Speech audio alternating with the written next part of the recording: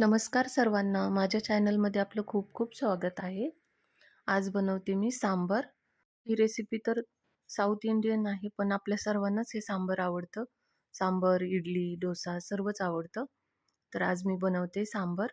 1 वाटी तुरीची डाळ घेतली, ती स्वच्छ धुवून आता कुकरला लावून घेणार आहे.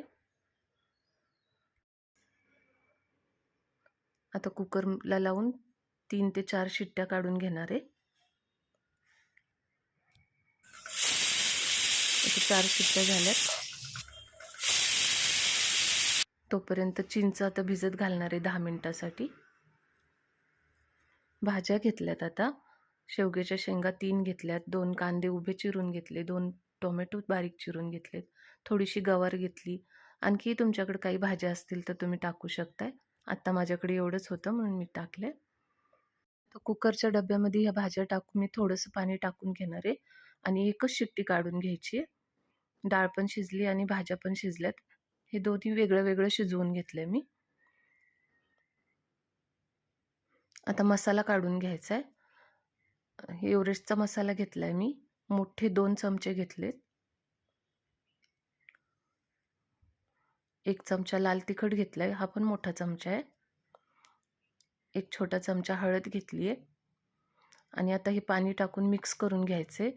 हे मिक्स कशासाठी करून घेणार आहे, जे आपण जर लगेच डाळीत टाकलं ना, तर याच्या गुठळ्या होतात आणि मिक्स होत नाही. म्हणून हे आधी पाणी टाकून मिक्स करून घेणार आहे आणि नंतर डाळीत टाकून घ्यायचं आहे. आता हे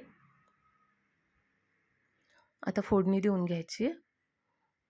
कढईत मी तेल टाकलं 1 पळी, मोहरी टाकली अर्धा चमचा, जिरे टाकले अर्धा चमचा. आता जिरे मोहरी तडतडली आहे. लसूण ठेचून घेतलाय 7-8 पाकळ्या लसणाच्या. लसूण आता छान तळून घ्यायचा आहे. आता याच्यामध्ये डाळ टाकून घ्यायची.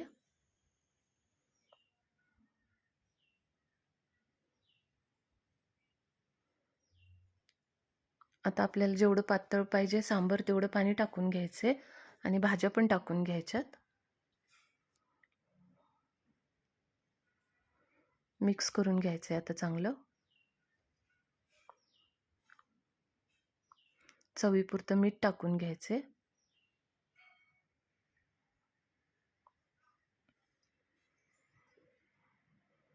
आता सांबरला छान उकळी काढून घ्यायची आहे.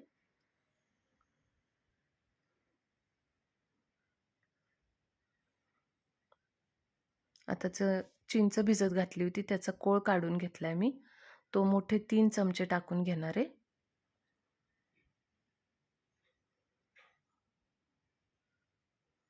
आता मोठे 2 चमचे साखर टाकून घेणार आहे.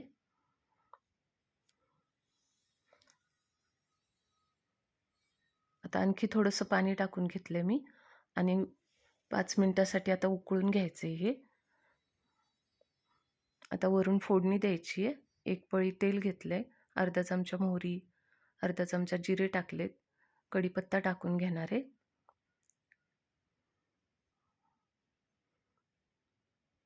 4 सुक्या मिरच्या टाकल्यात आणि आता याची फोडणी तयार करायची आणि सांबरमध्ये टाकून घ्यायची आहे.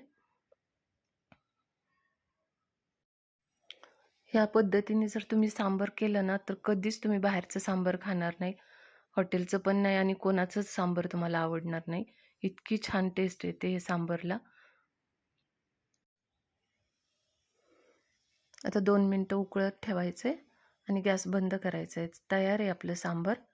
इतकं टेस्टी सांबर लागतं आहे. एकदा नक्की करून बघा आणि सांबर कसं झालं हे पण मला सांगायला विसरू नका. रेसिपी जर आवडली असेल तर लाईक करा, शेअर करा, सबस्क्राईब करायला विसरू नका. धन्यवाद.